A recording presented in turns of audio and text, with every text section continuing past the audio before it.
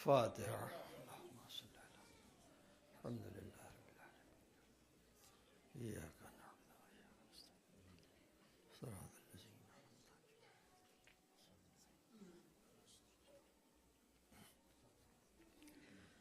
اعوذ باللہ السمیع العلیم من الشیطان اللعین الرجیم. بسم اللہ الرحمن الرحیم. الحمد للہ رب العالمین والصلاة والسلام علی سید الانبیاء واشرف المرسلین سیدنا و نبینا و شفیع المذنبین ابی القاسم محمد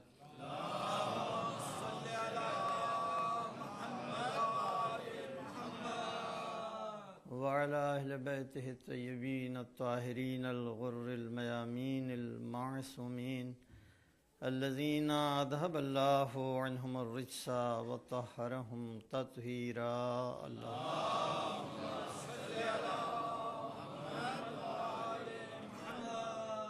أما بعد فقد قال الله سبحانه وتعالى في القرآن الكريم.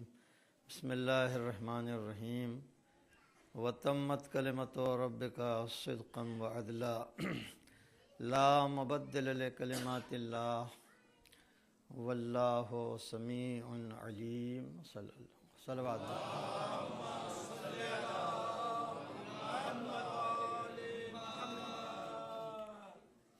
اس مجلس کے 3 اسپانسرز ہیں، ان کے نام نہیں دیے گئے ہیں، لیکن ہم سے یہ کہا گیا ہے کہ آپ دل میں نیت کر لیں، اللہ کے علم ہے، ان کے آباء و اجداد کے لیے مغفرت کی دعا کریں اور سورہ حمد اور سورہ اخلاص کی تلاوت کر کے اس کے ثواب کو ایصال فرمائیں. اللہم صلی علی محمد. اللہم صلی علی محمد. بسم اللہ الرحمن الرحیم. الحمد للہ رب العالمین.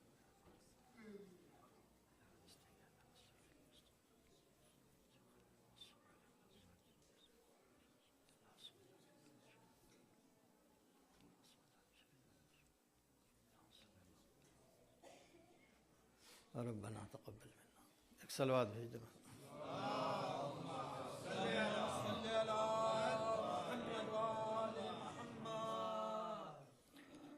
ارشاد ہو رہا ہے کہ تمہارے آپ کے رب کا کلمہ پورا ہوا باعتبار صدق بھی اور باعتبار عدل بھی. لیقوم الناس بالقسط، اور یہ اس لیے ہے تاکہ عالم انسانیت جو ہے وہ عدل کے اوپر قائم ہو جائے. واللہ لا مبدل لکلماتہ، اللہ کے کلمات میں کوئی تبدیلی نہیں ہو سکتی. واللہ سمیع علیم، اور ہم سن رہے ہیں جہاں جہاں سے ہمارے کلمات کو تبدیل کرنے کی کوشش کی جا رہی ہے.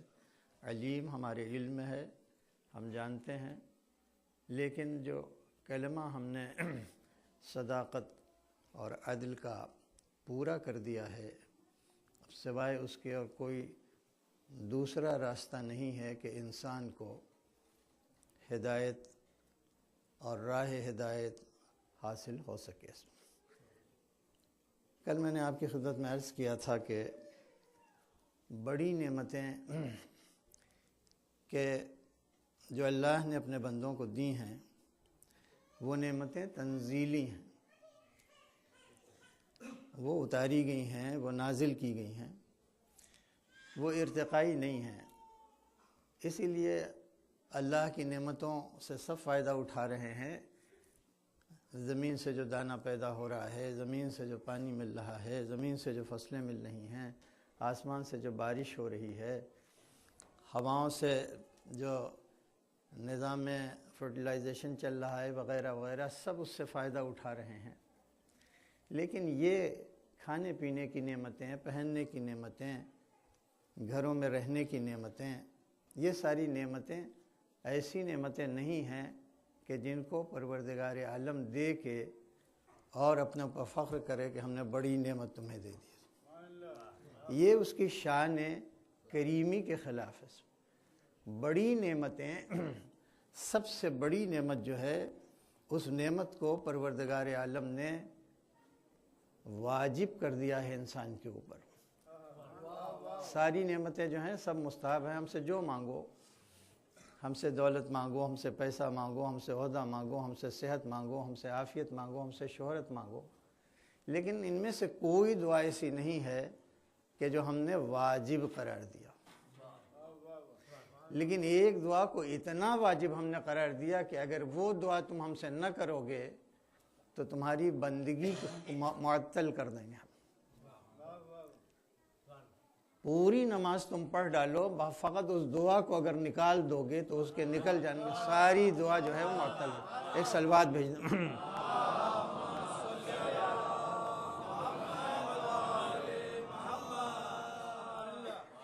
پالنے والے ہمیں صراط مستقیم کے ہدایت کر دے۔ اہدنا یعنی ہمیں یہ لفظ صراط جو ہے آپ جانتے ہیں کہ عربی کا لفظ ہے، مگر اس راستے کے لیے استعمال ہوتا ہے جس کے نیچے کوئی خطرہ موجود ہو، اسی لیے اس کا جو ترجمہ کیا جاتا ہے وہ پل سے کیا جاتا ہے۔ اس لیے کہ پل جب بھی بنتا ہے تو کسی ایسے دو پوائنٹس کو ملانے والی راستے کو کہتے ہیں جس کے نیچے خطرہ ہو۔ تو کوئی صراط ہے، اس صراط پر بندہ جو ہے اپنے مالک سے ہدایت چاہتا ہے۔ یہ عجیب بات ہے کہ اللہ کی بارگاہ میں آیا ہے، اس سے کہہ رہا ہے کہ پالنے والے تو ہدایت کر دے، لیکن بندے ہی کی زبان کے اوپر وہ یہ واجب کر رہا ہے کہ جب ہم سے ہدایت کی دعا مانگو تو اپنے ذہن میں کچھ بندوں کو رکھ کے مانگو کہ ان بندوں کا راستہ پالے تو تمہیں نعمتیں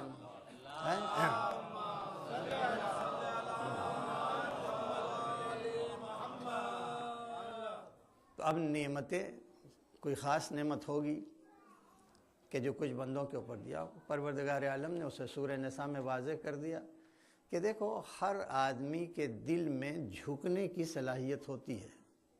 توبہ عربی کا لفظ ہے، اسی سے اطاعت بنا ہے، ہر دل جھکتا ہے۔ ایسا نہیں ہے کہ کوئی دل جو ہے جو زندگی پوری گزار دے اور کہیں نہ جھکے۔ یہ اور بات ہے کہ کچھ دولت کے آگے جھک جاتے ہیں، کچھ شہرت کے آگے جھک جاتے ہیں، کچھ حسن کے آگے جھک جاتے ہیں، مگر دل بہرحال اس کے اندر جھکنے کا جوہر پایا جاتا ہے۔ اگر یہ جوہر تم اللہ کے آگے لے آؤ، اس کے آگے جھک جاؤ، صاف آیت ہے کہ میں یطع اللہ، یہ دل جو جھکنا جانتا ہے اگر یہ اللہ کے آگے جھک جائے اور اس کے رسول کے آگے جھک جائے تو جتنے ایسے لوگ ہیں کہ جو اللہ اور رسول کے آگے جھک گئے ہیں، اطاعت ان کی ظاہر ہو گئی ہے، فَأُولَٰئِکَ، ایسے تمام لوگ مَعَ الَّذِينَ، ان لوگوں کے ساتھ آ گئے ہیں، انعم اللہ علیہم، جن پر اللہ نے خاص نعمتیں نازل۔ اب خاص نعمتوں کی فہرست دے رہا ہے، من النبیین والصدیقین والشہداء والصالحین وحسن اولئک رفیقا۔ اگر ان بندوں کی رفاقت مل جائے تو کتنا اچھا ہے۔ ایک صلوات بھیج دو محمد۔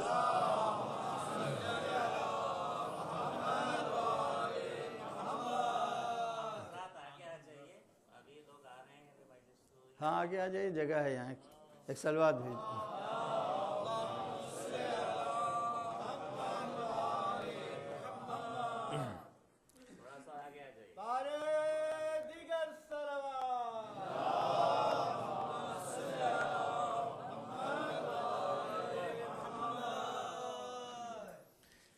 تو اس کے معنی وہ خاص جو نعمتیں ہیں جو اس زمین سے نہیں حاصل کی جا سکتی، وہ آئیں گی تو آسمان ہی سے۔ ان میں پہلی ہے نبوت، فنڈ آف انفارمیشن۔ نبا کے معنی انفارمیشن، نبوت وہ ادارہ کہ جو غیب کے تمام ضروری انفارمیشنز کو پوری امانت کے ساتھ اپنے پاس لیے ہوئے ہیں، اسی کو نبوت کہتے ہیں۔ تو ہم نے اللہ اور رسول کی اطاعت کرنے والوں کے لیے ایک بڑی نعمت رکھی ہے جس کا نام ہے نبوت۔ آپ جانتے ہیں کہ انفارمیشن کی دن بدن ویلیو بڑھتی چلی جا رہی، دن بدن ویلیو بڑھتی چلی جا رہی، اور آج انسان ہائی وے آف انفارمیشن پہ چلا آیا۔ کتنے پردے پڑے ہوئے ہیں، ان کی اطلاع چاہیے انسان کو، ان کی خبر چاہیے انسان کو۔ مستقل موت کا ایک پردہ ہے، اس کے بعد کیا ہے، انسان بے قرار ہے، کوئی ہو جو وہاں سے خبر لائے۔ اللہ نے ظاہر ہے کہ بندوں کو خلق کیا، وہ جانتا ہے کہ بندہ کہاں تک پہنچ سکتا ہے اور کہاں تک ہمارے سہارے کی ضرورت ہے۔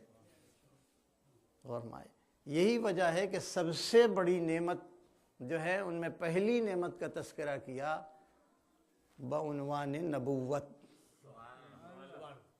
پھر اس کے بعد صدیقین کی لفظ آئی۔ صدیقین دو لفظ ہیں، آپ جانتے ہیں، ایک لفظ ہے صادق، سچ بولنے والے، کبھی جس کے قول میں جھوٹ ٹریس آؤٹ نہ کیا جا سکے، وہ ہے سچا۔ اور صدیق وہ ہے کہ جو کہہ دے تو وہ واقعہ بن جائے۔ انبیاء میں سے ایک نبی کا تعارف اسی طرح قرآن نے کرایا، ان الابراہیم کان صدیقا نبیا۔ ابراہیم جو تھے وہ فقط نبی نہیں تھے، صدیق بھی تھے۔ تو کیوں صدیق کہا؟ اس لیے کہ مہمان نواز بہت تھے، کبھی اکیلے دسترخوان پہ بیٹھنا پسند نہیں کرتے تھے، نکل جاتے سے سرے راہ لوگوں کو پکڑ لاتے تھے۔ لیکن ایک دن کا واقعہ ہے کہ کچھ نہیں تھا ان کے پاس، تو کیا کیا انہوں نے کہ ریت کو ایک جھولے میں بھر دیا اور اپنے غلام کو دے دیا، کہا کہ جا کے اس کی روٹی پکانا، ہم مہمان لے کے آ رہے ہیں۔ غور ہمارے اب ظاہر ہے کہ کون نہیں جانتا کہ ریت ریت ہوتی ہے، آٹا آٹا ہوتا ہے، مگر چونکہ صدیق سے کہہ دیا تھا تو اب ریت پر واجب ہو گیا کہ وہ آٹا بن جائے۔ ایک صلوات بھیج دو محمد علیہ۔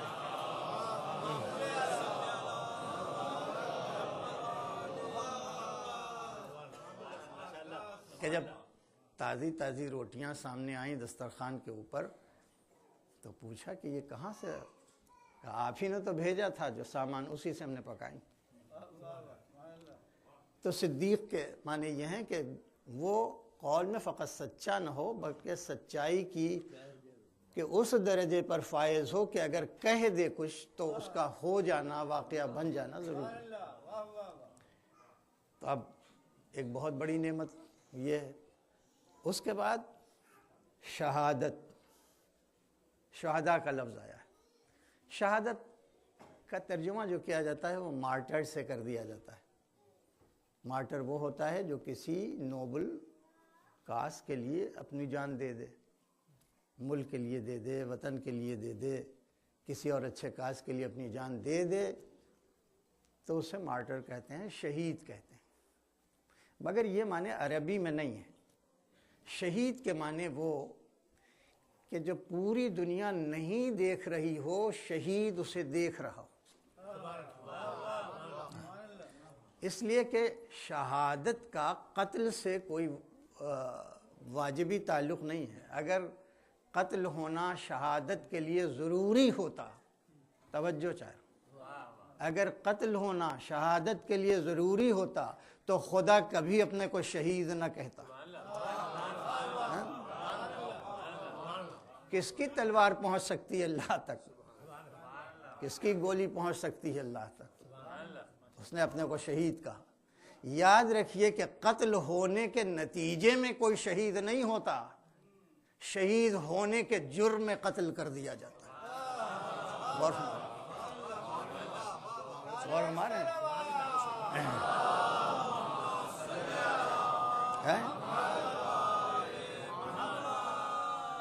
جب تک وہ رہتا ہے نا سماج میں تو شیطان کا بڑا نقصان ہوتا ہے۔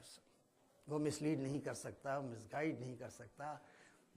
وہ یہ کسی بندے سے کہلوائیں کہاں کس چکر میں پڑے ہو، نہ کوئی جنت ہے نہ کوئی دوزخ ہے۔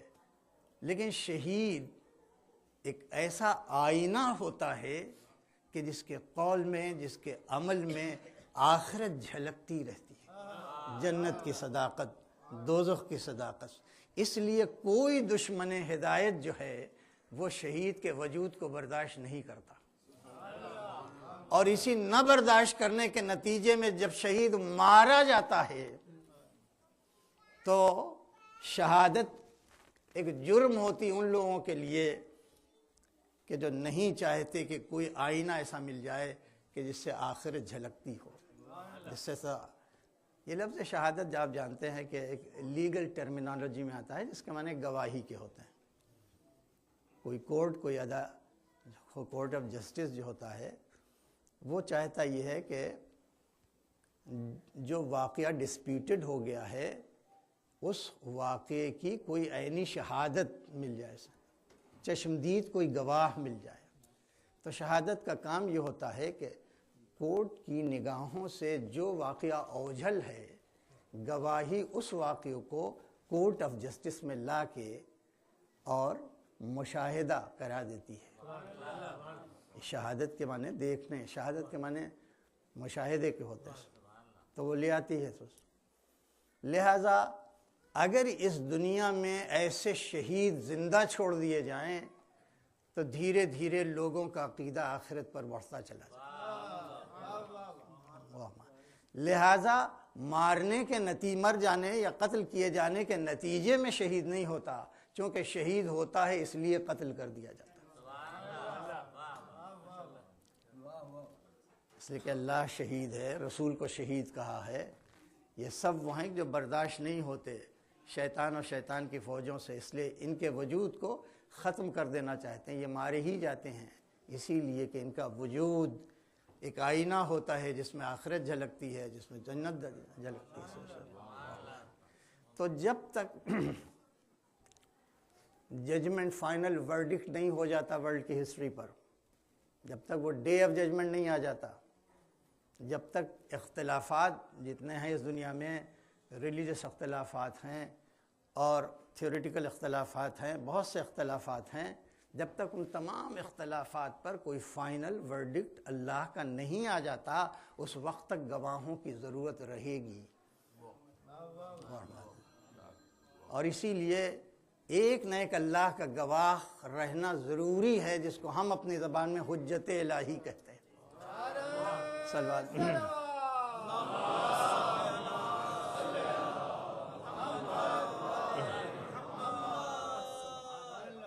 بہرحال ہماری ہدایت اگر ہو سکتی ہے تو صراط مستقیم پر ہو سکتی ہے، اور صراط مستقیم آپ اچھی طرح سے جانتے ہیں، دو پوائنٹس کے بیچ میں جو اسٹریٹ لائن کھینچی جا سکتی ہے وہ ایک ہی ہو سکتی ہے اور سب سے چھوٹی ہوتی ہے۔ شارٹسٹ لائن، اسٹریٹ لائن جو ہوتی ہے وہ بس اور بس اور بس ایک ہو سکتی ہے۔ ذرا سا بھی مائنر کرویچر کہیں لے لیا گیا تو وہ صراط مستقیم سے منحرف ہو جائے گی۔ تو دو پوائنٹس کو کون ملائے؟ سوال یہ ہے اس کی استقامت کو کون قائم رکھے؟ اسی کے لیے ضرورت پڑتی ہے کہ جو کتاب ہو وہ بھی معصوم ہو اور جو اس کتاب کا وارث ہے وہ بھی معصوم ہو۔ اس لیے کہ بغیر طاقت عصمت کے، بغیر قوت عصمت کے کوئی اس پوائنٹ سے اور خطرات سے بچاتا ہوا اس پوائنٹ تک نہیں لے جا سکتا۔ اس لیے اللہ نے ایسا انتظام کیا ہے۔ اب بہت زیادہ وقت نہیں لینا چاہتا، اس لیے ورکنگ ڈے بھی آپ بہت تھکے بھی ہوئے ہیں، بس آپ یہ سمجھ لیجئے کہ آپ اپنی زندگی کا کوئی نصب العین بنائیں، کوئی آبجیکٹیو قائم کریں، تو ہائیسٹ آبجیکٹیو یہی ہے کہ ہم اس دنیا سے اس شان سے اٹھیں کہ ہمارا سفر جو ہے کسی ہلاکت کی منزل سے ٹکرا نہ جائے، اس لیے کہ ہم مصروف سفر۔ لوگ جو ہیں قرآن کے اوپر سوچتے بہت کم ہیں، بس مان لیتے ہیں کہ اللہ کی کتاب ہے۔ کم سے کم اتنا تو ہونا، اللہ کی کتاب تو بھائی دیکھیں، کلام الہی ہے تو پڑھیں، سمجھیں، اسے کوشش کریں۔ قرآن کو یہی شکوہ ہے ہم سے، افلا یتدبرون القرآن۔ وہ لوگ قرآن کے اوپر غور نہیں کرتے، ان کے برین پر کوئی تالا لگ گیا ہے، ان کے قلوب پر تالا لگ گیا ہے، اس پہ تدبر نہیں کرتے۔ فقط دو مخلوق کو اللہ نے ہمارے امتحان کے پرچے میں رکھا آزمانے کے لیے کہ ہم تدبر کرتے ہیں کہ نہیں، ہم غور کرتے ہیں کہ نہیں۔ اتنی کروڑہا مخلوقات کو پیدا کیا اللہ نے، غور فرمائیں، ستاروں کو کوئی گن نہیں سکا، گیلیکسیز کو کوئی گن نہیں سکتا، پانی کے قطروں کو کون گن سکتا ہے؟ کتنی نعمتیں ہیں۔ پروردگار کہتا ہے اگر سارے کمپیوٹرز جو ایک جگہ رکھ دو تو وہ جوائنٹلی بھی اللہ کی نعمتوں کا احسان نہیں کر سکتے۔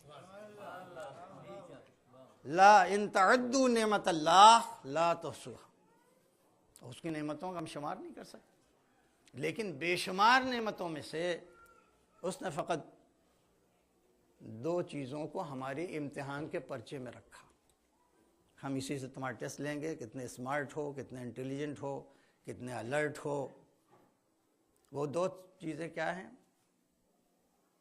ارشاد ہوتا ہے کہ هو الذی خلق الموت، ایک مخلوق کیا ہے؟ موت ہے، خلق الموت والحیات، اور دوسری مخلوق حیات ہے۔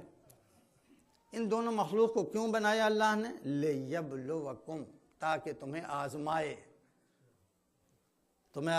ایکم، کہ تم میں سے کون احسن عملا، عمل کے اعتبار سے سب سے اچھا ہے۔ بس دو۔ ہاں سورج کی حقیقت کیا ہے؟ تم اپنے ذوق تحقیق میں جہاں تک جی چاہ چلے جاؤ، ہم روکیں گے نہیں۔ سمندر کی گہرائیوں میں اتر کے ہماری حکمتیں دیکھو، فضائے بسیط میں ہماری حکمتیں دیکھو، مگر تمہارے پرچے میں جو کمپلسری کوسچن ہے جس کو حل کرنا ہے وہ فقط دو ہے۔ ایک کا نام ہے موت، ایک کا نام ہے حیات۔ اچھا، اس 21ویں صدی میں آپ کسی سے پوچھئے کہ بھئی تمہارا کنسپٹ حیات کے بارے میں کیا ہے؟ تمہاری نظر میں لائف کیا ہے، حیات کیا ہے؟ تم اگر کسی کو ایک پڑھے لکھے انسان کی طرح سے ڈیفائن کرنا چاہو، سمجھانا چاہو، تو کیسے ایکسپلین کرو؟ آپ پوچھ کے دیکھیے، تو یہ کہے گا کہ یہ لائف جو ہے، یہ حیات جو ہے، ایک بڑی سٹل انرجی ہے، بہت ایبسٹریکٹ انرجی ہے، بہت لطیف توانائی ہے، بہت ہی لطیف تو آپ سمجھتے ہیں کہ بہت سٹل چیز ہوتی ہیں، اسی کا الٹا ہے کثیف۔ تو ایک بہت باریک انرجی ہے، انویزیبل انرجی ہے، دکھائی نہیں دیتی، جو زندگی سے، جو ہمارے فزیکل اسٹرکچر سے کسی طرح سے آ کے ملتی ہے، تو پورا نظام جسم جو ہے، پورا فزیکل اسٹرکچر حرکت میں آ جاتا ہے۔ جب یہ انرجی داخل ہوتی ہے تو اس سے پہلے پورا نظام جسم جو ہے وہ حرکت میں نہیں ہوتا۔ اس کے جیسی یہ ٹچ کرتی ہے انرجی، جیسے ہی مس کرتی ہے انرجی، ویسے آنکھوں میں بینائی بھی آ جاتی ہے، کانوں میں قوت سماعت بھی آ جاتی ہے، ہاتھوں میں حرکت، پیروں میں جنبش، اور ذرا سا چھوڑ دیتی ہے ہمارے فزیکل اسٹرکچر کو تو پھر سب موجود رہتا ہے، سارے اعضاء موجود رہتے ہیں، مگر فنکشن نہیں کر پاتے۔ اچھا ٹھیک ہے، بالکل اس میں کسی کو کوئی اختلاف نہیں ہو سکتا، یہی فیکٹ بھی ہے کہ کوئی انویزیبل، جو نہیں دیکھی جاتی، انڈیفائنیبل کوئی انرجی ہوتی ہے کہ جو جسم میں کسی طرح سے داخل ہو کے اس کو حرکت میں لے آتی، اسی کو لائف کہتے ہیں۔ اچھا چلیے، بات آپ نے، یہ کب سے شروع ہوتی ہے؟ کہا شکم مادر میں، ماں کے شکم میں ایک پوائنٹ آف ٹائم کے اوپر یہ آ کے مل جاتی ہے۔ اب چاہے وہ 4 مہینے کی مدت ہو، یہ ایک الگ مسئلہ ہے، بہرحال ابھی ماں کے شکم میں جو ہے کہ ابھی انسان ہے، اور وہیں سے یہ انرجی آ کے اس کو حرکت میں لے آتی ہے کہ اس کا دل بھی دھڑکنے لگتا ہے، ہاتھ میں موومنٹ بھی ہو جاتا ہے، گروتھ بھی ہونے لگتی ہے، کھانے پینے بھی لگتا ہے، جتنے آثار زندگی ہیں وہ سب ماں کے شکم میں یکجا ہو جاتے ہیں، وہاں سے شروع ہوتی ہے۔ اور یہ ختم کہاں ہوتی ہے؟ تو سب کہہ دیں گے کہ ماں کے شکم سے شروع ہوتی ہے اور شکم گیتی پہ جا کے ختم ہو جاتی ہے، قبر میں جا کے ختم ہو جائے، چاہے آپ یہ کہیں کریڈل سے شروع ہوتی ہے اور جنازے پہ جا کے ختم ہو جاتی ہے، گہوارے سے شروع ہوتی ہے، لحد محض سے شروع ہوتی ہے، لحد پہ آ کے ختم ہو جاتی ہے۔ اگر آپ یہ اپنے امتحان کے پرچے میں اس سوال کا جواب اپنی کاپی میں لکھ دیں گے کہ لائف ایک ایسی انرجی ہوتی ہے اور وہ اس وقت سے شروع ہوتی ہے جب کہ ہم ماں کے پیٹ ہی میں رہتے ہیں، اور پھر اس کے بعد یہ لائف جو ہے ختم ہو جاتی ہے جب ہم قبر میں اتار دیے جاتے ہیں، تو کیا اس سوال کے کوئی نمبر ملے گا؟ بہت یہ لوگ تدبر نہیں کرتے قرآن، تو ہم اسی سے آزما لیں گے تم کتنے متدبر ہو تم. تو یہ اگر آپ لکھ دیں گے کہ ماں کے شکم سے شروع ہوتی ہے اور زمین کے شکم پہ ختم ہو جاتی ہے، تو چونکہ یہ جواب ریڈیکلی رانگ ہے، اس لیے سوائے زیرو کے اور کچھ ملنے کو امید نہیں. زیادہ سے زیادہ پہلا پارٹ جو آپ نے کہا کہ ایک انرجی ہے جس میں داخل ہوتی ہے، سارا نظام جسم حرکت میں آ جاتا ہے، اس پر کچھ نمبر مل سکتے ہیں. لیکن یہ کہ وہ جو چیز شکم مادر سے شروع ہوتی ہے وہ حیات نہیں ہوتی، وہ موت ہوتی ہے. پھر توجہ کریں گے، جو چیز وہاں سے شروع ہوتی ہے وہ موت ہوتی ہے، وہ حیات نہیں ہوتی. اور اسی پوائنٹ آف ٹائم سے موت کی ویو جو ہوتی ہے، موت کی لہر جو ہوتی ہے، اسی پر ہمیں زندگی کا دھوکہ ہو جاتا ہے. نہیں ہو سکتا ہے ہم سمجھا نہ سکے ہوں، لیکن سب سے انسان کی میکسیمم ایج اسی وقت ہوتی ہے جب یہ انرجی آ کے ملتی ہے، اور پھر برابر گھٹتی رہتی ہے، گھٹتی رہتی ہے، گھٹتی رہتی ہے. موت کی ایک لہر ہے کہ جس کو ہم نے زندگی سمجھ لیا ہے. اس پر غور کیجئے گا کہ ہم برابر مر رہے ہیں، ہم برابر کم ہو رہے ہیں، ہم برابر کمزور ہو رہے ہیں، ہم جی نہیں رہے ہیں، ہم برابر مر رہے ہیں. اس کو ویسٹ نے بھی محسوس کیا ہے. وائٹ ہیڈ ایک فلسفی ہے، اس نے کہا واٹ از لائف، کیا ہے زندگی؟ It is nothing accept a continuous rehearsal of death. یہ ڈیتھ کا ریہرسل ہے. غور مانے. اسی لیے اللہ نے ایک سوال پوچھا، ارضیتم بالحیات الدنیا، اس حیات دنیا سے تم راضی ہو گئے؟ یہی تمہیں مل جائے تو تم مطمئن ہو گئے؟ وما متاع الحیات الدنیا فی الآخرۃ عند اللہ قلیل. یہ متاع دنیا پورا کیپٹل اس دنیا کی حیات کا، اس حیات دنیا کا اگر آخرت میں رکھ دیا جائے تو ایک معمولی قلیل سی مقدار ہو سکتی. تو اگر تم اس حیات کی حقیقت کو سمجھ لیے ہوتے، غور مائیں. اسی لیے آپ پوری دنیا کے کسی ادیب سے پوچھیں کہ اگر دو لفظ رکھے ہوں موت اور حیات، تو پہلے کس لفظ کو رکھے گا؟ پہلے حیات، اس کے بعد موت. پہلے لائف، اس کے بعد ڈیتھ. اور یہ قرآن کو کیا ہو گیا؟ اس نے موت کو پہلے، حیات کو بعد میں. ہمیں آزمانے کے لیے کہ دیکھیں اتنی قریب جو چیز ہے اس کو تم پہچاننے میں تدبر سے کام لیتے ہو کہ نہیں لیتے. جس پر تمہیں زندگی کا دھوکہ ہو گیا اس کی ماہیت موت ہے، اس کی حقیقت موت ہے. اور جس دن تم کہتے ہو کہ موت آ گئی، اس دن یہی موت کا مسلسل عمل جو ہے یہ ختم ہو جاتا ہے اور حیات کا آغاز ہو جاتا ہے. ایک صلوات بھیج دیں محمد علیہ.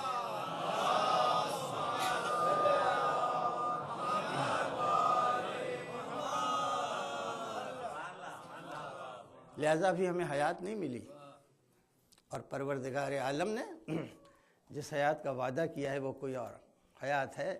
سورہ زمر میں ارشاد فرمایا کہ یہ حیات کیا ہے؟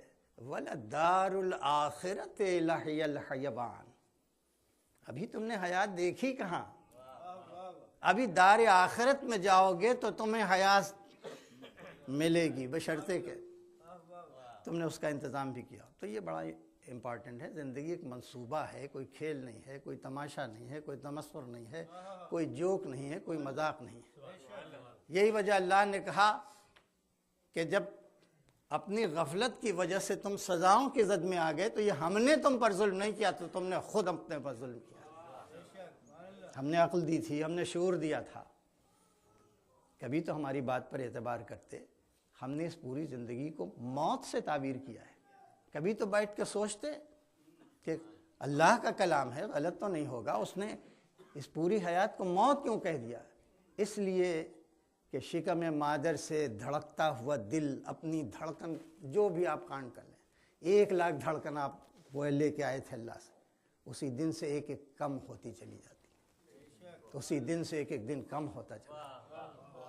آپ جب عزا خانے میں آئے تھے تو آپ کی عمر زیادہ تھی، جب جائیں گے تو کم ہو جائے گی.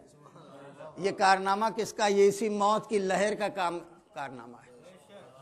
ایک ویو ہے، ایک لہر ہے جس پر ہمیں فریب زندگی ہو جاتا ہے. ایک صلوات بھیج دیں.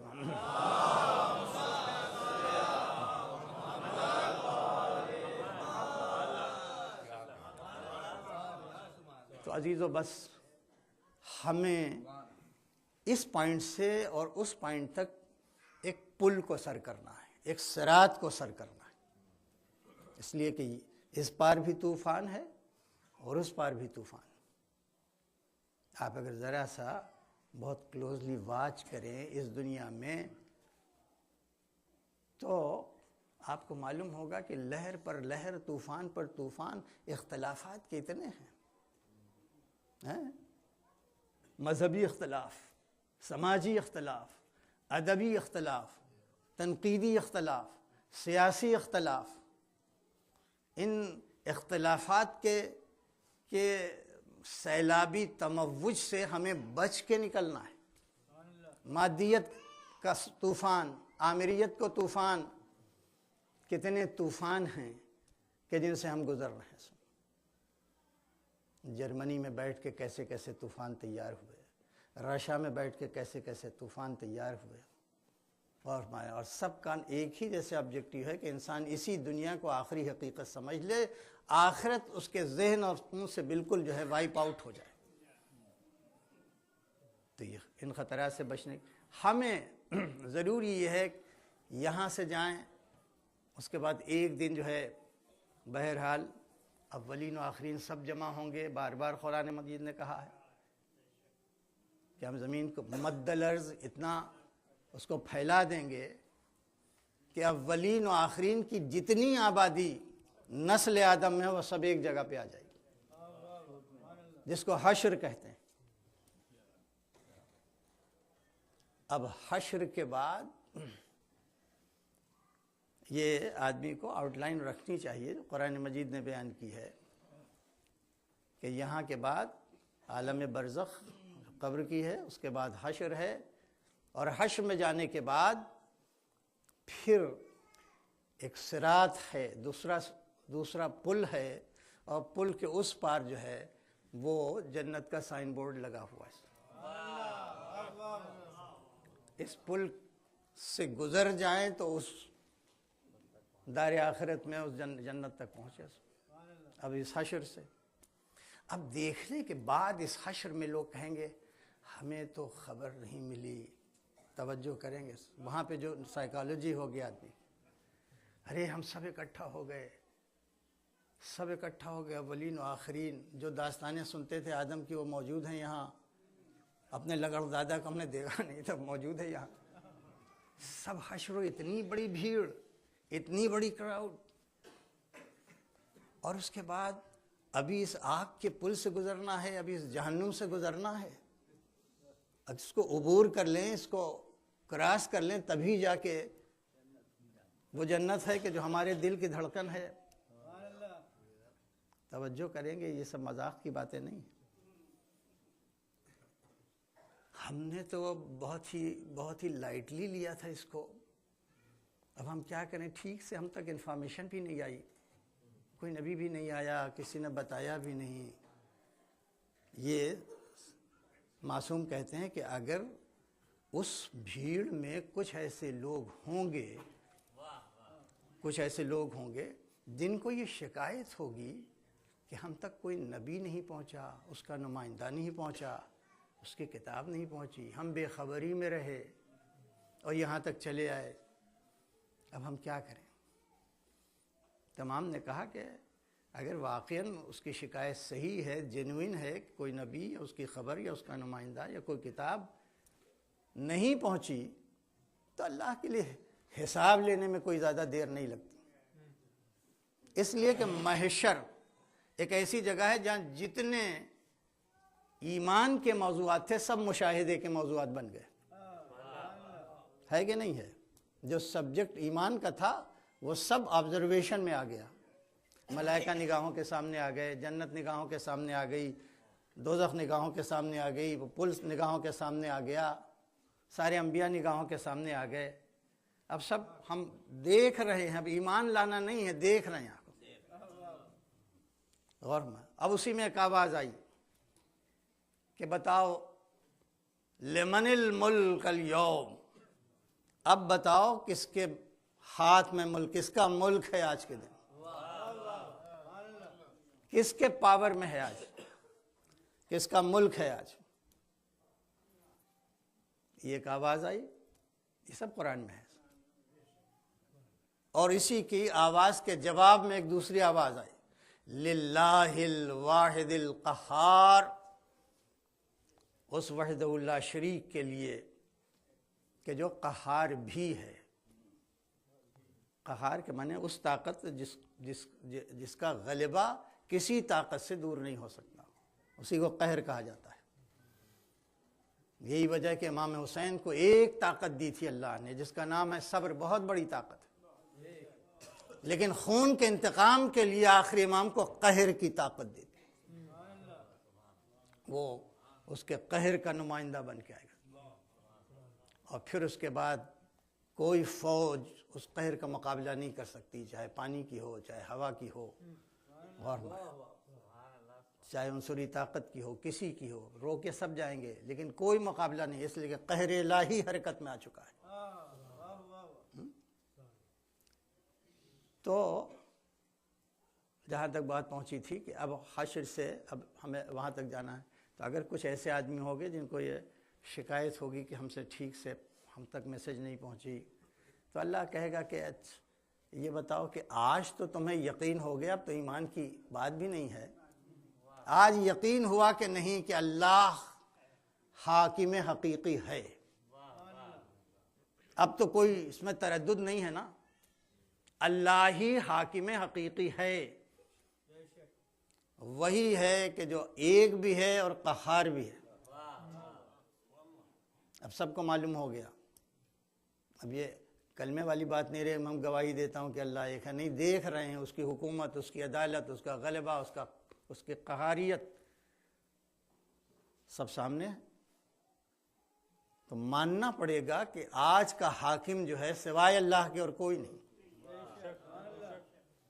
اچھا، جب تم نے دیکھ لیا، مان لیا، یقین کر لیا، تو وہی حاکم تم سے کہہ رہا ہے کہ تم سب جہنم میں چلے جاؤ، حاکم کی حیثیت سے وہ کہہ رہا ہے کہ تم سب جہنم میں چلے جاؤ۔ اب واقعی جن لوگوں کے اندر اطاعت کا جذبہ ہے وہ یہ نہ سوچیں گے کہ جہنم کی کیسی جگہ ہے، بس وہ یہ سوچیں گے حکم حاکم ہے تو چل دینا پڑے، حاکم کا حکم ہے تو چل دینا، آواز آئے گی جتنے جہنم کی طرف چل پڑے ان سب کو الگ کر کے جنت میں ڈال دیا جائے، اس لیے کہ یہی وہ ہیں کہ جن کے اندر جذبہ اطاعت پایا جاتا ہے۔ یہ آج یہ بھی نہیں دیکھ رہے ہیں کہ جہنم کی آگ کیسی ہوتی ہے، کل ان کے پاس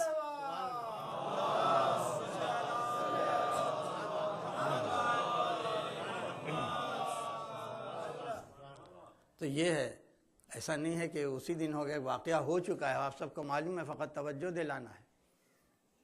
ایک شخص یہ دعوے کے ساتھ کہ ہم آپ کے بہت چاہنے والے ہیں، ایسے بہت سے لوگ ہیں آج بھی، فرزند رسول ہم آپ کے چاہنے والوں، آپ کا کتنا کنٹریبیوشن ہے، دین کو آپ نے سب جمع کیا، جب دو ڈائنسٹیز ٹکرا رہی تھیں تو آپ نے بڑا کام کیا، امام جعفر صادق صاحب،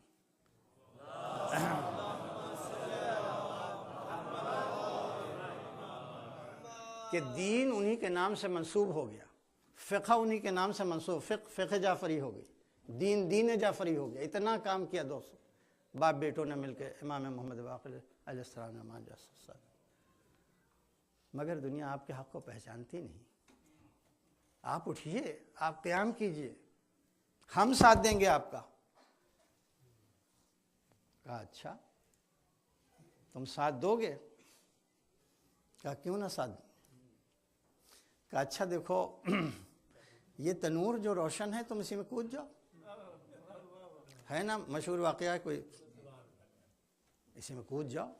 ارے ہم تو ایکسپیکٹ کر رہے تھے کہ وہاں کی آگ سے بچائیں گے, یہی جھونکے دے رہے. اب ظاہر ہے کہ حکم امام, ابھی امام کی معرفت نہیں ہے, اس لیے تردد ہے. بھائی تردد ہی میں تھے کہ ادھر سے ہارون مکی آ گئے. ہارون مکی کو کچھ خبر نہیں کہ کیا واقعہ ہے, کوئی بیک گراؤنڈ نہیں معلوم. جب قریب آئے امام نے ویسے ہی کہا تم کود جاؤ اس میں, اور وہ تندور میں کود گئے. یہ ہے عارف امامت, یہ اولو الامر کا پہچاننے والا ہے, معرفت رکھنے والا ہے. وہ چلے گئے, اس کے بعد جو پوش ہوتا ہے وہ اس کے اوپر ڈھاک دیا گیا, اور ان لوگوں کی بات ہوئی. وہ کبھی امام کو دیکھتے ہیں, کبھی تندور کو دیکھتے ہیں, کبھی امام کو دیکھتے ہیں. جب نہیں رہا گیا تو کہا ارے اٹھا کے دیکھیے تو کیا حالت ہو گئی ہوگی. کہا تمہیں اٹھا کے دیکھو. جب اٹھایا گیا تو گلزار بن چکی تھی آگ, اس پہ قرآن پڑھ رہے تھے. یہ معرفت امام کا نام.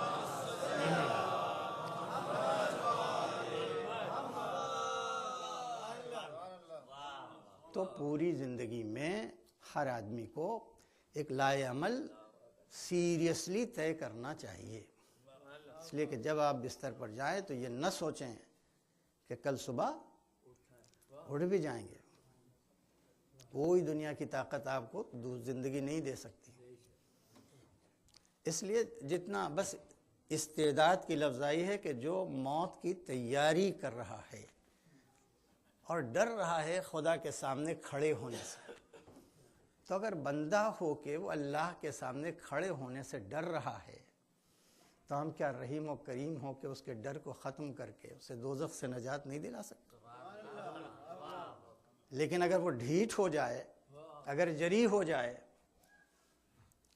تو ظاہر ہم جری اور سرکش اور طاغی لوگوں کو سوائے اس کے کہ ان کو سزا دے کے بتائیں کہ کس کے سامنے تم نے اپنی سرکشی کی. لہذا اس کا اپنا حساب خود رکھنا چاہیے. آخر کلام میں دو باتوں کی فکر ہونی چاہیے کہ جس راستے پہ ہم چل رہے ہیں, جو نجات کا راستہ ہے, salvation salvation salvation, moksha moksha, نجات نجات نجات. سارے مذہب میں ایک طوفان مچا ہوا ہے. لیکن بات کو مختصر کرتے ہوئے کہیں سالویشن ممکن نہیں ہے جب تک کہ سالویشن کے لیے کتاب بھی معصوم نہ مل گئی ہو اور رہبر بھی معصوم نہ مل گئی. اسی لیے اللہ نے کہا کہ تم اگر تدبر کرتے نا, غور کرتے, تو یہ کتاب جو آسمان سے اتری ہے, جو جس کے اترنے کا انداز جو ہے وہ بالکل الگ ہے. یہ تنزیلی جو انداز ہے, اس سے ہماری جو کتاب آئی ہے, ارشاد ہوتا ہے کہ لو اگر تم تدبر کرتے تو لو کانا من غیر اللہ, اگر یہ غیر اللہ کی تیار کی ہوئی کتاب ہوتی, لوجدوا فیہ اختلافا کثیرا, تو اس میں کثرت سے اختلاف پائے. اس لیے دنیا کی تمام کتابوں میں جس کو بھی آپ دیکھیں گے ایک اختلاف سامنے آتا ہے. جب علم بڑھتا ہے نا تو کوئی غلط بات سامنے آ جاتی ہے, اس سے اختلاف ہوتا ہے, اس کو دور کیا جاتا ہے, ایک اور نئی کتاب آ جاتی ہے, اس میں اختلاف پیدا ہوتا ہے, ایک اور نئی کتاب آ جاتی ہے. تو دنیا کسی سبجیکٹ میں, کسی نالج کے کسی ڈپارٹمنٹ میں آپ جب اس کی ہسٹری پڑھیں گے, کتابوں کی ہسٹری پڑھیں گے, تو اختلافات کا ایک تسلسل نظر آئے گا, اور کتابیں اس طرح سے آگے بڑھیں. اس لیے کہ انسان کی مجبوری ہے, اکٹھا وہ پوری حقیقت کو بیک وقت نہیں دیکھتا, پارشلی دیکھتا ہے کسی حقیقت کو, اور پھر جب علم آگے بڑھتا پھر پارشلی دیکھتا ہے. نتیجہ یہ ہوتا ہے کہ جب بعد میں دوسرا پارٹ آتا ہے تو پہلے پارٹ سے اختلاف ہو جاتا ہے, یہ غلط ہم نے کر دیا تھا, اس کو ریکٹیفائی کرتا ہے, پھر ایک دوسری کتاب آتی ہے. تو یہ قرآن مجید نے کہا اگر کسی انسان کی کتاب لکھی ہوئی ہوتی تو اس میں بہت سے اختلافات پائے جاتے ہیں، لیکن 1400 برس سے یہ کتاب اتنی ترقیاں ہوئی علم کی، اتنے پردے اٹھے حقائق سے، لیکن ہر پردہ جب اٹھتا ہے تو اس کتاب کی تازگی میں ذاتی ہوتی ہے، اس میں کوئی باسی پن نہیں آنے والا۔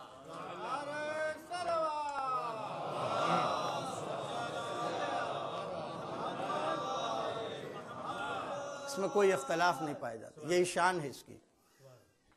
مارس بکائی کی جو بائیوگرافی پڑھتے ہیں وہ جانتے ہیں کہ اس نے جب قرآن پڑھا تھا، اگرچہ فرینچ میں اس کا ترجمہ ہوا تھا، اب بڑا اسٹیبلش پریکٹیشنر تھا، ڈاکٹر تھا، سب پہ ٹھوکر مار دی، کہا جب ٹرانسلیشن بھی اس کتاب کا یہ عالم ہے تو اوریجنل عربی میں اگر چلا گیا، سعودی عربیہ چلا گیا، اس لیے پتہ لگا کہ کس ایڈیم میں نازل ہوئی ہے، معلوم ہے کہ حجاز کے ایڈیم میں نازل ہوئی، حجاز مانے مکہ اور مدینہ، چلا گیا 2 سال رہا، بچوں کے ساتھ اٹھا بیٹھا، جوانوں کے ساتھ اٹھا، یہاں تک کہ پورا عبور ہو گیا اس کو عربی پر، کمانڈ ہو گیا اس کو عربی پر، اور پھر اس کے بعد اس نے قرآن مجید پڑھا، اور پھر اس کے بعد اس نے ایک کتاب لکھی، کوئی نئی بات نہیں ہے، خالی بچوں کے لیے اس نے کتاب لکھی، بائبل سائنس اینڈ قرآن، اور کہا کہ قرآن کا یہ عالم ہے کہ اس یونیورس میں کوئی شعبہ ایسا نہیں ہے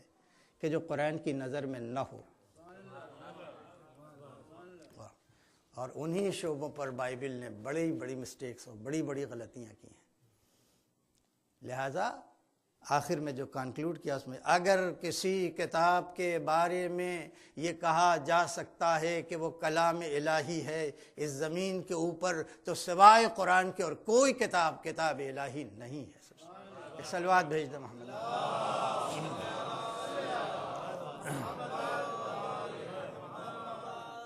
بس میں نے بڑا وقت لے لیا۔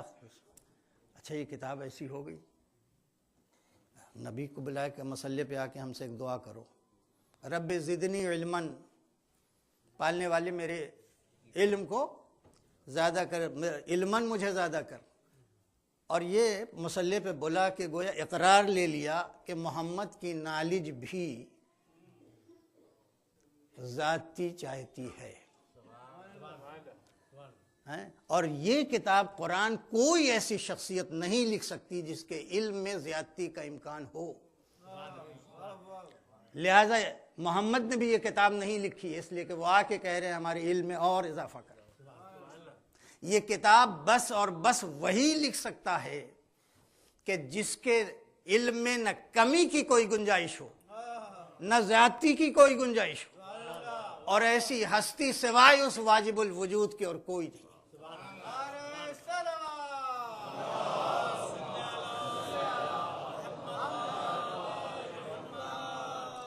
وہی کوئی کتاب لکھے تو قیامت تک اس میں کوئی اختلاف نہیں ہو سکتا، جو لکھے گا وہ فیکٹ ہی ہو۔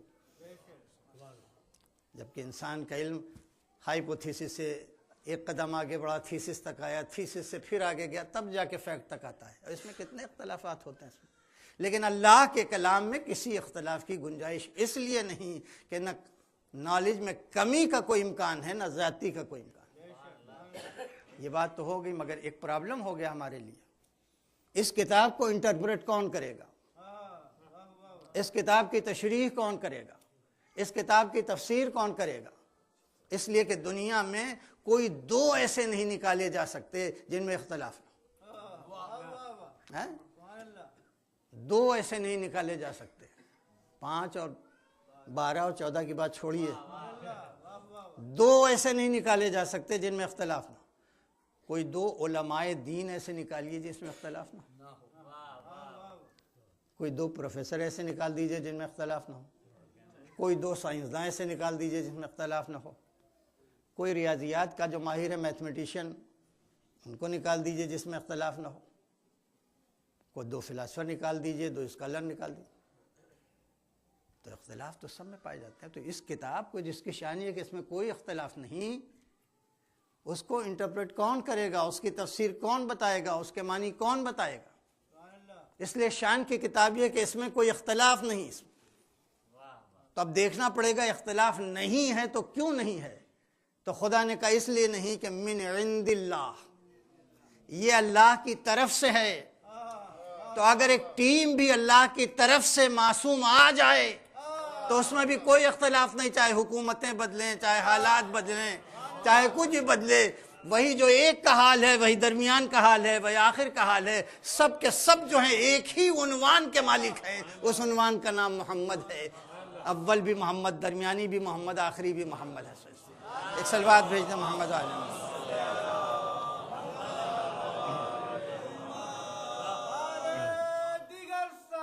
بس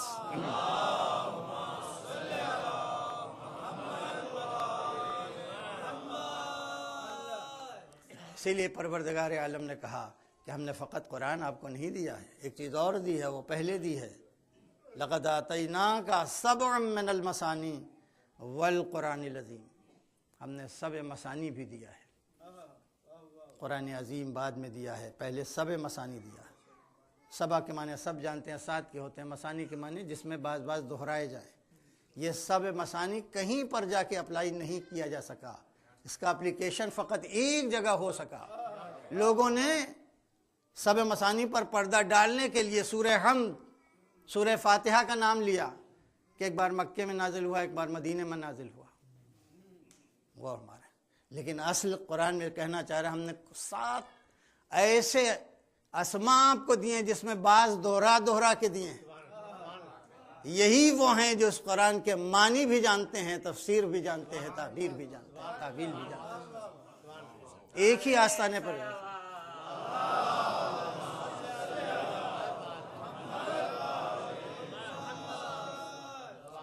میں نے ختم کیا، آپ گھبرائے نہیں۔ محمد ایک نام ہے، علی دوسرا نام ہے، فاطمہ تیسرا نام، حسن حسین چوتھا اور 5واں نام ہے۔ اب آگے بڑھی بات، علی ابن الحسین، تو علی تو پہلے آ چکا ہے، دہرایا گیا۔ اس کے بعد محمد ابن علی باق، یہ بھی آ چکا ہے، دہرایا گیا، 5 ہو چکے ہیں۔ اب جعفر ایک نیا نام آیا، 6 ہو گئے۔ اس کے بعد موسیٰ ایک نیا نام آیا، 7 ہو گئے۔ اب اس کے بعد آپ خود چلے جائیں، جو نام آیا ہے وہ پہلے آ چکا ہے، وہ دہرایا ہوا آیا ہے۔ اور یہ سارے نام وہ ہیں جو اللہ نے من عند اللہ اپنی ہی طرف سے دیے، یہ زمین پہ نہیں پیدا ہوا۔ اللہ نے جیسے کتاب من عند اللہ اتاری، ویسے مفسرین بھی من عند اللہ اتارے۔ اور پھر اس کے بعد کچھ ہستیاں ایسی جن کو دہرایا نہیں سکتا۔ فاطمہ کو دہرایا نہیں، بس ایک بار سے۔ حسن کو دہرایا 2 بار، لیکن حسین کو نہیں دہرایا، جن میں کچھ ایسی انفرادیت تھی، شاید مشیت نے ان کو دہرانا پسند نہ کیا، بس یہ ایک ہی بار ملتے ہیں، دہرا کے پھر نہیں ملتے۔ بس میں نے ختم کر دیا، اس لیے کہ امام حسین نے دنیا کے سامنے ایک واقعے کو ایسا معجزہ بنا کے پیش کیا ہے، ایسا حیرت انگیز بنا کے پیش کیا ہے کہ آج تک دنیا جو ہے وہ سمجھ نہیں پا رہی۔ میں بات یہیں پہ آ کے ختم کر دیں، میں اگرچہ پڑھ بھی چکا ہوں لیکن بات آ گئی ہے تو دوہرا دینے کے لائق ہے کہ ایک زمانے میں جب امام حسین کی حیرت انگیز قربانی، ان کا صبر، ان کا ایثار، ان کا اتحاد جب دھیرے دھیرے عام ہوا تو لوگوں نے مطالبہ کیا، سکھوں نے مطالبہ کیا، ہندوؤں نے مطالبہ کیا، عیسائیوں نے مطالبہ کیا کہ آپ اس کو پبلکلی کیوں نہیں پیش کر رہے ہیں؟ اتنا بڑا واقعہ آپ اپنے گھر میں سے سمیٹے ہوئے ہیں، آئیے پبلک کے اوپر کوئی پارک لیجئے، کوئی وسیع میدان لیجئے، اس میں کسی اپنے عالم کو لائیے، کسی مقرر کو لائیے، وہ کم سے کم بتائے تو کہ حسین کون تھے۔ واقع کربلا 1965 میں یہ لندن آ گیا، 1965 میں حسین ڈے کے نام سے، اور پھر وہاں سے پھیلا تو پھیلتا چلا جا رہا ہے۔ لیکن ہم اپنے شہر کی بات کرتے ہیں کہ وہاں کی جو یونیورسٹی ہے، ایک زمانے میں آکسفورڈ کہی جاتی تھی، اس کا انگلش ڈپارٹمنٹ جو تھا بہت رچ تھا اور بڑے بڑے اسکالرس سے پیدا ہوئے تھے، اسی طرح سے فلاسفی کا ڈپارٹمنٹ بھی تھا، اس میں اسلامیات کا ایک شعبہ تھا، چنانچہ اس میں ایک شیعہ پروفیسر رکھے گئے اور وہ بڑے لرنڈ آدمی تھے، ان کی لائبریری بہت رچ تھی، ان کو یونانی زبان آتی تھی، ان کو لیٹن زبان آتی تھی، ان کو اور یورپین زبانیں آتی تھیں، بہت شوقین تھے زبانوں کو سیکھنے کے، اور مگر ان کے اوپر ہلال محرم کا جیسی چاند دیکھتے تھے بہت، ایک ایسا اثر پڑتا تھا کہ وہ پھر اپنے اوپر اپنے کو کنٹین نہیں کر پاتے تھے، وہ کلاس کٹ نہیں کرتے تھے، جاتے تھے اس حالت میں بھی۔ لیکن جب وہ لیکچر دینے لگتے تھے تو ان کے لیکچر میں جو فلو ہوتا تھا، جو روانی ہوتی تھی، وہ لڑکے محسوس کر لیتے وہ بات نہیں رہ گئی، جو کل پرسوں تھی وہ آج نہیں ہے، تاریخ بڑھتی جاتی تھی، اور جب 7ویں تاریخ آتی تھی تو بالکل انکوہیرنٹ جیسے، ایک سینٹنس کا دوسرے سینٹنس سے کوئی ربط۔ بس لڑکے کھڑے ہو گئے، انہوں نے کہا سر ایسا لگتا ہے کہ آپ کے گھر میں کوئی بڑی مصیبت آن پڑی۔ ان کی آنکھوں میں اور آنسو آ گئے، کہا میرے گھر میں کوئی مصیبت نہیں آئی، میرا گھر سلامت ہے، البتہ میرے رسول کا گھر اجڑ گیا۔ کہا سر آج ہم کو یہی بتائیے کہ آپ کے رسول کا گھر کیسے اجڑ گیا۔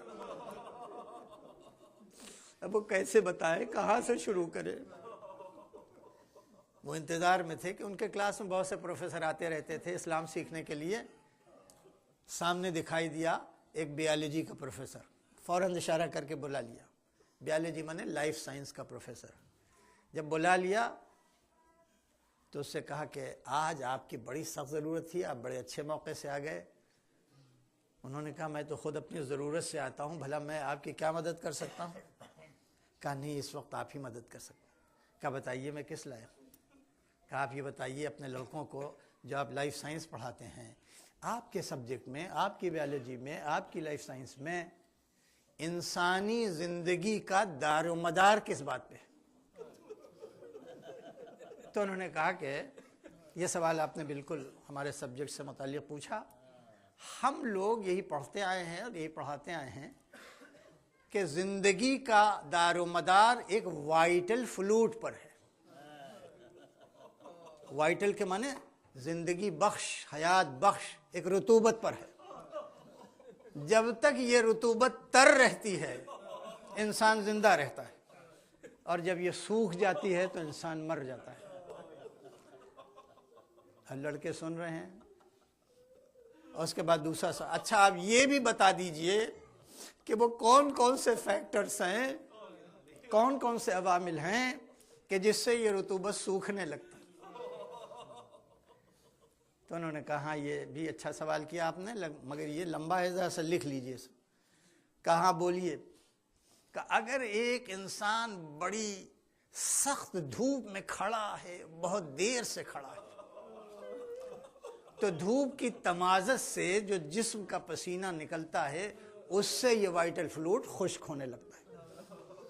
کہا اور؟ کہا اگر ایک انسان پیاس کی شدت سے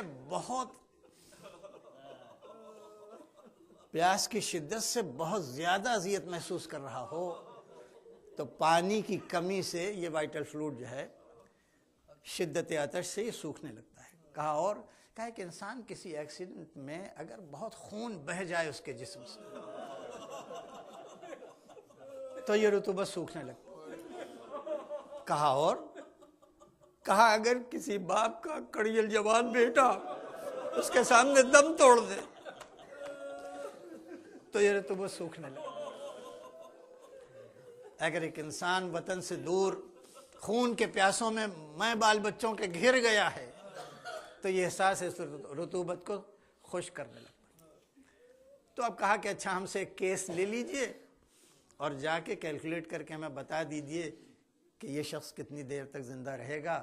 سارے فیکٹرز دے دیے، سارے آنکڑے دے دیے، اور آنکڑے دینے کے بعد اس میں علی اصغر کی شہادت بھی بتا دی، اور اس کے بعد وہ اپنے گھر چلے گئے۔ گھر چلنے کے بعد دوسرے دن آئے، آنے کے بعد کہا کہ پروفیسر صاحب یہ جو آپ نے کیس دیا ہے یہ کوئی فرضی کیس تو نہیں ہے، کوئی افسانوی کوئی فکٹیشس آدمی تو نہیں ہے؟ کہا نہیں، وہ اپنی لائبریری سے لے آئے، اس میں کتنے انگریزوں نے واقع کربلا پہ کتاب لکھی، تو بتا دیا کہ یہ ایک ڈاکیومنٹڈ ہسٹری ہے، ایک فیکٹ ہے، یہ کوئی افسانہ نہیں ہے۔ پھر وہ گئے اپنے گھر، اب کیلکولیٹ کرنے لگے۔ پھر دوسرے دن آئے، کہا اب یہ بتائیے حسین ہے کون؟ کہا کیوں؟ کہا اس لیے کہ میں جب حساب لگاتا ہوں تو میری کاپی سے ایک نورانی ہستی بلند ہوتی۔ اور اس کے بعد پھر گئے اور پھر اگلے دن آئے، اور آنے کے بعد کہا میں نے یہ مان کے کہ یہ انسان بڑی ول پاور کا مالک ہوگا، بڑی قوت ارادی کا مالک ہوگا، میں نے اس کی ول پاور کا پورا کنسیڈریشن کر کے جو کیلکولیٹ کیا، اس میں بس کہ جس وقت یہ اپنے 6 مہینے کے بچے کی لاحت کو تیار کر کے اس پر مٹی ڈال کے اٹھنا چاہے گا، وہ اٹھے گا مگر تڑ سے گر پڑے گا، پھر دنیا کی کوئی طاقت اسے اٹھا نہیں سکتی۔ جیسے ہی کہا کہ میں نے اسی لیے پورے آنکڑے نہیں، میں آپ سے کیسے بتاؤں کہ اس لاحت کو بنانے کے بعد نہ یہ صرف اٹھا بلکہ اس نے 8 حملے کیے، 4 سرمنس دیے۔ یہ طاقت کہاں سے آئی؟ یہ قوت کہاں سے آئی؟ عزیزو، آپ اس طاقت کو سمجھ لیں، اس کے بعد زینب کی طاقت کو سمجھیے گا، اس لیے کہ کربلا میں جس طاقت کی ضرورت تھی اس سے کہیں زیادہ ضرورت شام میں تھی، اس سے زیادہ۔ اسی لیے بس حسین نے مقتل میں خون کا ایک پل بنایا، اس خون کے پل سے زینب کو روانہ کر دیا، اس لیے کہ بغیر اس کے کربلا بچ نہیں سکتی تھی، بغیر اس کے مقصد کربلا پورا نہیں ہو سکتا تھا۔ اس لیے کہ جب مرد پیش کیے گئے تو پہلا سوال ابن زیاد نے کیا کہ کیسے چھوٹ گئے، ان کو قتل کیوں نہیں کیا گیا؟ عورت کا فائدہ یہی ہے کہ اس کو آسانی سے قتل نہیں کیا جا سکتا، لہذا بس اشارہ کر کے ایک بار حکم ہو گیا کہ اچھا بچ گئے تو بچ گئے مگر اب قتل کر دو۔ لہذا جب جلاد سید سجاد کے آگے بڑھا تو تاریخ کہتی زینب نے بڑھ کے اپنا گلا سامنے کر دیا، پہلے خنجر کو ہمارے گلے سے اتارو تب امام کے گلے سے۔ جیسے ہی زینب کو دیکھا، ارے میری شہزادی نے اپنا گلا، فضہ نے اپنا گلا رکھ دیا۔ جب فضہ کی طرف جلاد بڑھا، فضہ نے کہا اے حبش کے غلاموں، تمہیں غیرت نہیں آتی، تمہارے ملک کی شہزادی پردیس میں ذلیل ہو رہی ہے، میں یہ سننا تھا۔ ایک بار تلوار نیام سے نکال کے دربار میں غلام اکٹھا ہو گئے، خبردار اگر ایک نشان بھی حلق پہ ہماری شہزادی کے پڑ گیا تو دربار میں خون کا سیلاب آ جائے گا۔ ابن زیاد بھی رک گیا، پھر اس کے بعد مجال نہیں ہوئی کہ اپنے حکم کو آگے بڑھائے، مگر زینب کا دل تڑپ گیا، ایک بار مدینے کی طرف کیا، اے نانا، ارے حبش کی رہنے والی، اتنے مددگار مل گئے، اتنے جانثار مل گئے، اور میں رسول کی نواسی، علی کی بیٹی، حسین کی بہن، کربلا سے کوفہ اور کوفے سے شام، رسن بس سيعلم الذين ظلموا أي منقلب ينقلبون إلهي بحق الزهراء وأبيها وبعلها وبنيها بار الہ محمد آل محمد کا واسطہ ہم سب کو اعمال صالحہ کی توفیق عطا فرما، جو بیمار ہیں ان کو شفائے کامل و عاجل عطا فرما، جو حج و زیارات کے مشتاق ہیں مشرف فرما، پالنے والے اس پردیس میں جو ضروریات ہوں اور جو آشوب ہوں سب سے میں محفوظ رکھ، بار اللہ ہمارے امام کے ظہور میں تعجیل فرما، ہمیں ان کے آوان و انصار میں شمار ہونے کی توفیق عطا۔ آپ حضرات ایک بار اور سورہ حمد اور سورہ اخلاص کی تلاوت فرما، اس مجلس کے جو اسپانسرز ہیں ان کے آباء اجداد کو یہ سال فرما دے، اللہم صلی علی محمد، اللہم صلی علی محمد، الحمدللہ۔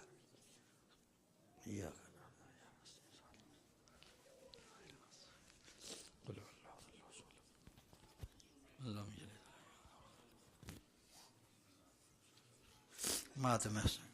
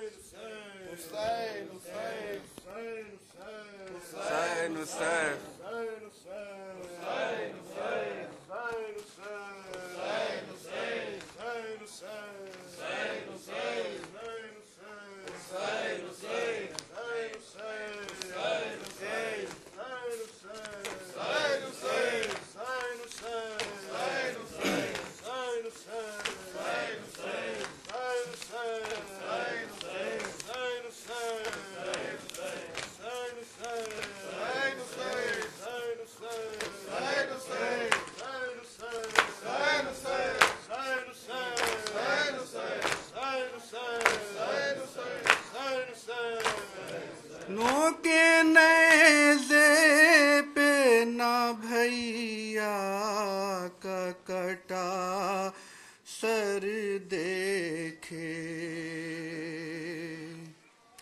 ڈھل گئی شام اٹھو میرے علمدار اٹھو ڈھل گئی شام اٹھو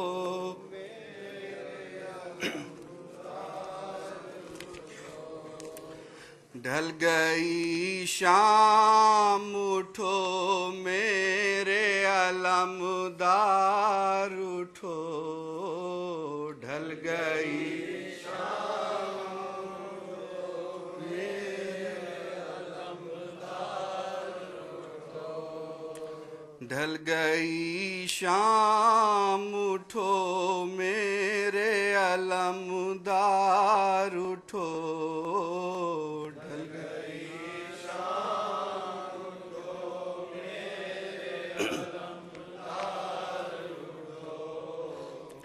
اے میرے شیر وفادار دلاور بھیا تم نے دیکھا نہیں وہ عصر کا منظر بھیا بھائی کا سوکھا گلا شمر کا خنجر بھیا گود میں فاطمہ زہرا کی کٹا سر بھیا گود میں فاطمہ زہرا کا کٹا سر بھیا گود میں فاطمہ زہرا کی کٹا سر بھیا گود میں فاطمہ زہرا کی کٹا سر بھیا خاک مقتل کی ملائک کو اڑاتے دیکھا میں نے سورج کو زوال نیزے پہ آتا دیکھا ڈھل گئی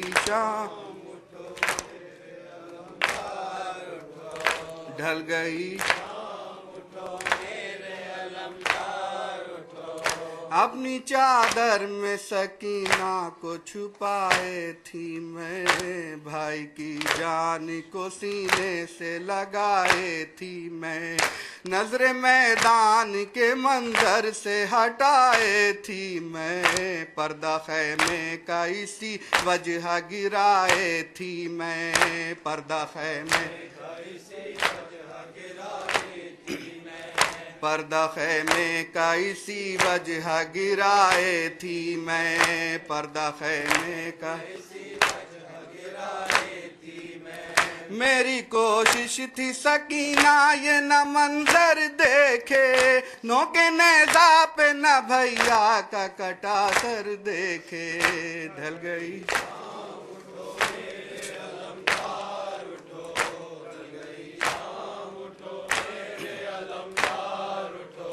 جس گھڑی دشت سے جبریل کی آواز آئی قتل شبیر ہوئے شمع امامت کی بجھی پنجتن پاک سے اب ہو گئی دنیا خالی، گشت عابد کی اس آواز سے جب آنکھ کھلی، گشت عابد کی اس آواز سے جب آنکھ کھلی، گشت عابد سوچو عباس اسے کیسے سنبھالا میں نے، تھام کر شانوں کو کس طرح لٹایا میں نے، ڈھل گئی شام اٹھو میرے علمدار اٹھو، ڈھل گئی شام اٹھو میرے علمدار اٹھو، غیظ میں ڈوبی ہوئی خیمے سے آئی صدا، میرا بھائی کا فرس خون میں نہائے تھا کھڑا، پشت پر کوئی نہ تھا باہیں کٹی زین ڈھلا، میں نے پوچھا میرے بھیا کو کہاں چھوڑ آیا، میں نے پوچھا میرے بھیا کو کہاں چھوڑ آیا، میں نے پوچھا میرے بھیا کو کہاں چھوڑ آیا، اس کی آنکھوں نے کہا بیٹھنے والا نہ رہا، تو اکیلی ہوئی زینب تیرا بھیا نہ رہا، ڈھل گئی شام اٹھو میرے علمدار اٹھو، ڈھل گئی شام اٹھو میرے علمدار اٹھو، کتنا مشکل ہے سکینہ کو سلانا، ابا مجھ سے کہتی ہے مجھے رن میں ہے جانا، ابا کس طرح دوں میں اسے باپ کا سینہ، عباس تم سے مایوس ہے یہ بالی سکینہ، عباس تم سے مایوس ہے یہ بالی سکینہ، عباس تم سے مایوس ہے یہ بالی سکینہ، عباس اس اندھیرے میں جو نکلے گی تو کھو جائے گی، تم اسے گود میں لے لو تو یہ سو جائے گی، ڈھل گئی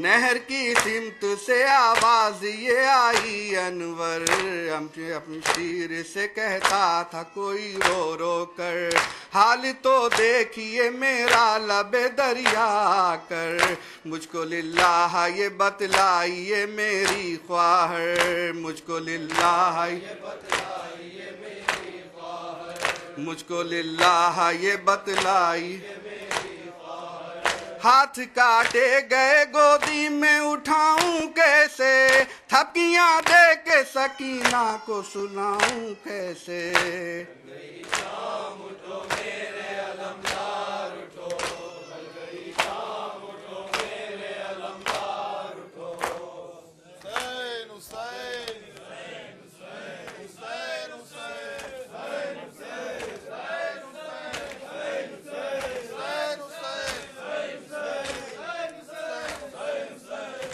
عادل کے ساتھ وہ کمرے کا انور کا بیٹا